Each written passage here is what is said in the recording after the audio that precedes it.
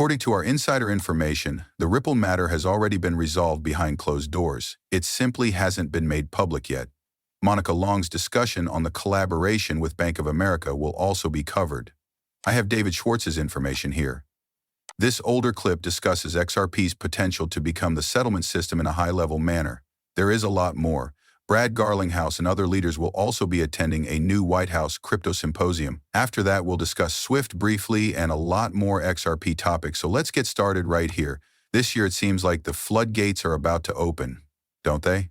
The SOB 121 was called back or rolled back within the last week or 2 weeks, and within what seemed like minutes. CEOs like Bank of America said we're all in. And these are institutions that because Bank of America was one of our first partners when we were developing a payment solution that was based solely on messaging software. We have been working with these kinds of banks for a long time, and since then there has been a lack of clarity and, I believe, even animosity toward the idea that, as we would say, employing these assets and technologies is harmful and not acceptable. Looking ahead, though, I would say that it appears like this year will bring about a significant transformation. Even just the continuous discussions we've had with banks about becoming reserve bank or transaction banking partners for the stablecoin or for our payments company. Following the outcome of the U.S. election in November, I would say that the tone and messaging completely altered. It happened quickly. All of a sudden, the tone and everything shifted, right? We went from being hostile to the cryptocurrency sector to accepting and embracing it. Stablecoin regulation is still required, and it should be implemented during the week of March 10. After that, hopefully sooner rather than later, we also need a bill for market infrastructure.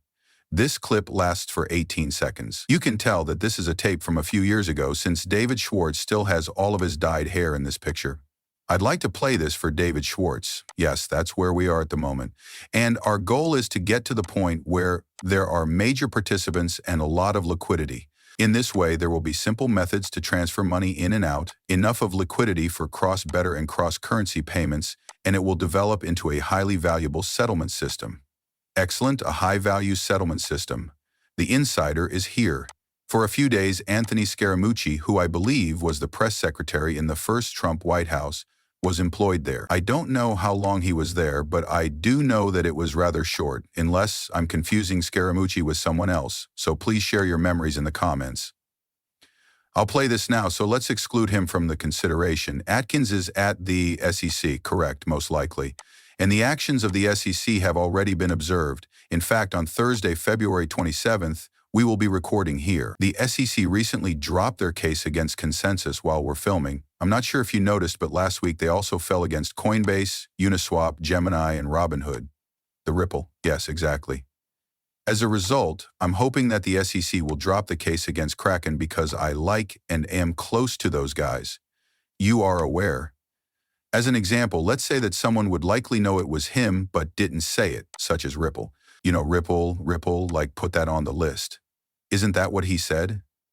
You see, he wasn't doubting what he was saying. He was saying, I hope cracking, but he was saying Ripple memory at the end. That was fascinating. I pondered. Okay. Additionally, this is crypto banter, though I won't get into the full details, only plays for you, of course. The man mentioned something that you heard. Even if you're speaking Romanian, I believe you know exactly what it is. Brad Garlinghouse is probably going to be present. Brian Armstrong will then most likely be present. Michael Saylor will then most likely be present. We begin our journey down here now. I'm very sure Charles Hoskinson will be there, which is probably bad for me because I applied to be there too, don't I? Because I've applied to go there as well. We are one of the largest streaming media channels available, I wrote them in an email, and we would like to attend and report on the event.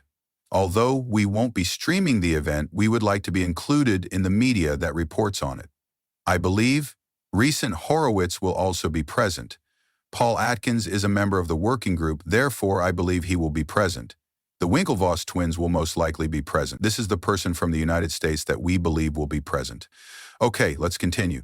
Thus, I did demonstrate this in a different video that I released today. It seems so crucial to me. The event that took place was merely a topic of discussion. I will definitely continue to champion this while in Washington at the end of the week, adds Brad Garlinghouse. This was an extremely fascinating clip in my opinion. Swift is involved. Now, allow me to play this for you. The clip lasts about 4 minutes. Visit our Swift system page. When did the U.S. government and its Western partners essentially announce that we will apply some sanctions to Russia using the SWIFT system? Do you have any concerns that Iran, China, Russia, or a few other nations would say, let's create our own SWIFT system? If we have our own SWIFT, we won't need the West SWIFT. And do you truly think that's a realistic concern? This brings us back to 2 or 3 years ago, when SWIFT was, to put it mildly, more well-known than we had ever been. I believe that everyone is aware of SWIFT by this point. I can tell you that my children now understand what I do because of those occurrences.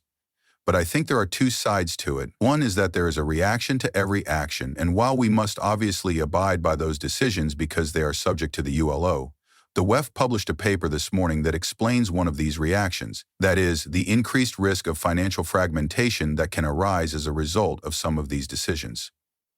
In response to your inquiry regarding the options, perhaps we should take a step back and consider the SWIFT ecosystem. Therefore, SWIFT links about 100 now.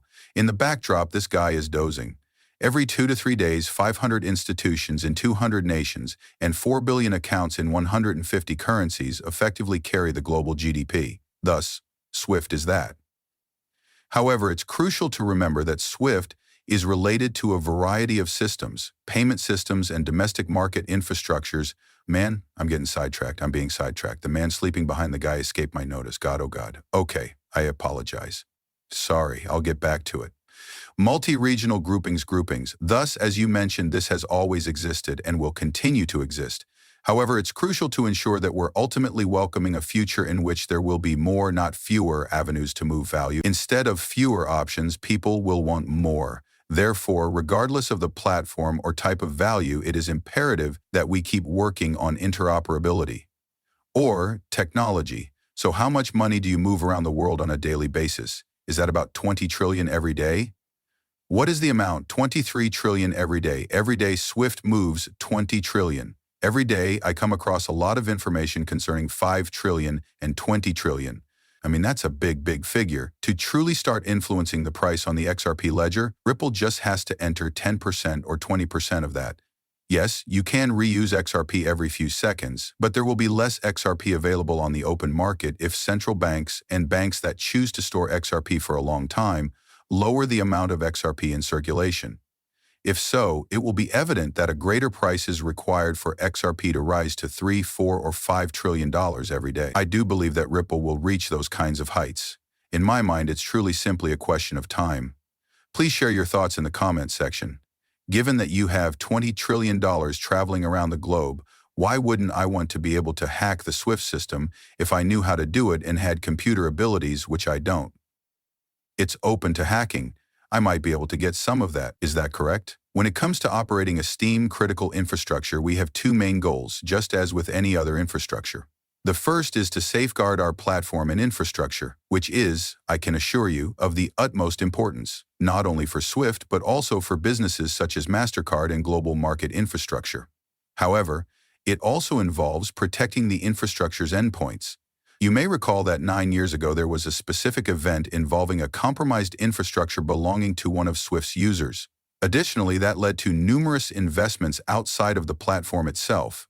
Very rapidly, I actually viewed the YouTube video on this before he finished his discussion. It piqued my interest much. It happened about 10 years ago, but I can't recall the precise year. The hackers discovered that someone was employed by one of these banks, critical banks,